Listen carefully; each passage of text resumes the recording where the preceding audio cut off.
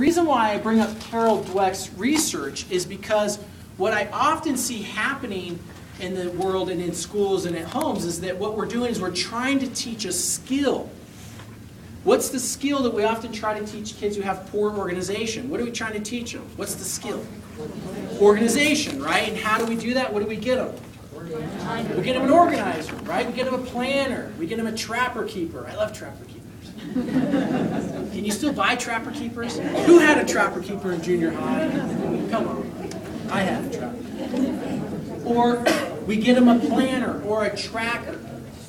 And what's the skill? What's the skill we try to teach them?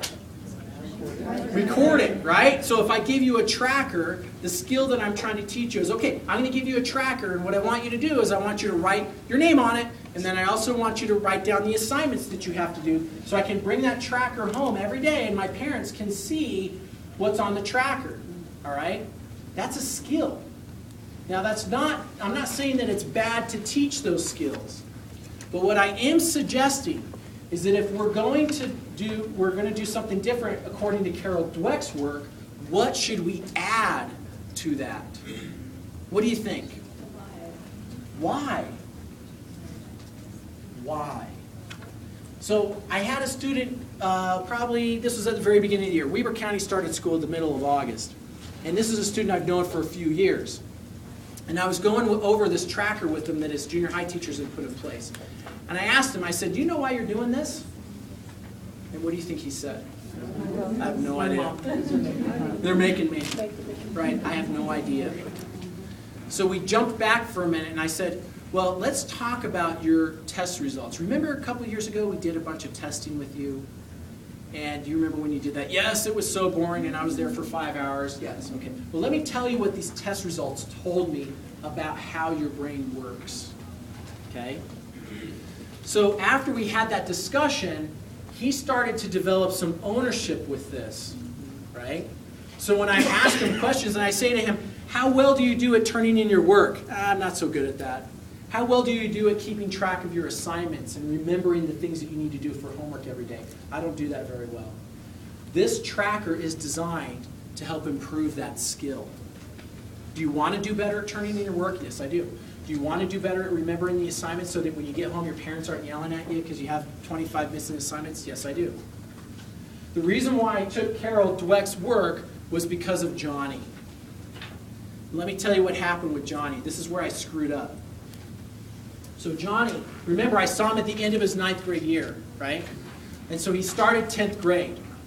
And it was interesting because we were trying to get him on a 504 plan or an IEP. We were trying to get him some help at school.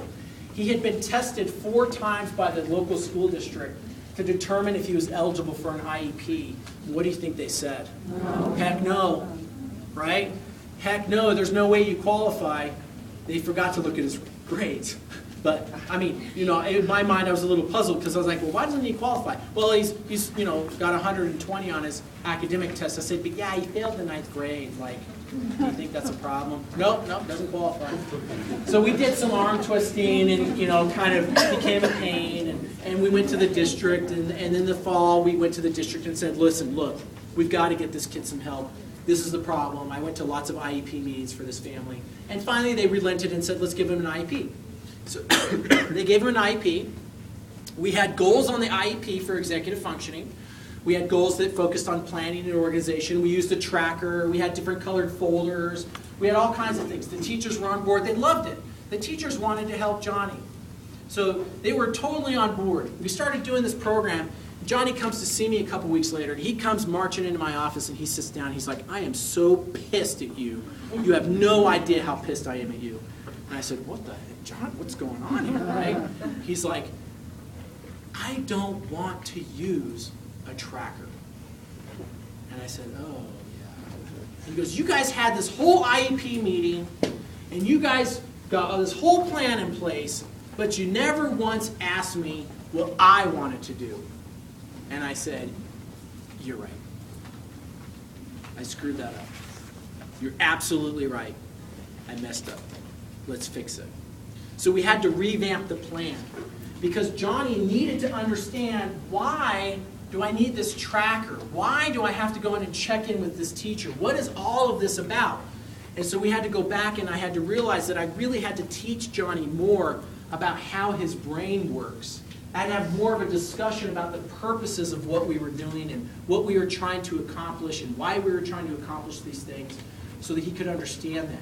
And once Johnny understood that, hey, that's me. You're right, Adam. I don't organize very well. My rolling briefcase looks like a nuclear bomb that went off in front of it. But I was able to convince him that he was intelligent.